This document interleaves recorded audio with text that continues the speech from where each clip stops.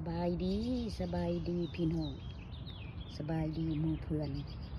มื้อนี้ข่อยมาเยี่ยมอันต้นเศรษฐีของข่อยต้นเศรษฐีของข่อยนี่นะเห็นบอกพี่น้องออกดอกเพราะว่าเลยออกดอกงามมึงเด้อออกดอกงามเพื่อว่าเพิ่นออกดอกแล้วข่อยได้เอาออกมาไว้นอกต่อสู้กับธรรมศาสตร์เด้อเฮ็ดจังไดบ้านเฮานะมันหนาวได้เนาะ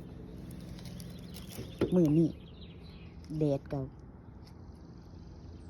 บ่ยังบ่ทันออกเทื่อแดดก็ดีเบิ่งดูไปเพิ่นม่านเลยพี่น้องหักแต่ว่าดอกยังงามเด้ดอกเพิ่นน่ะเห็นบ่ดอกเศรษฐีข่อยเศรษฐีน้อยเด้อพี่น้องเศรษฐีน้อยดอกยังงามอยู่ต่อสู้กับธรรมชาติเด้อนางเศรษฐีเอ้ยขอให้เจ้าต่อสู้กับธรรมชาติให้รอดเด้อปีนี้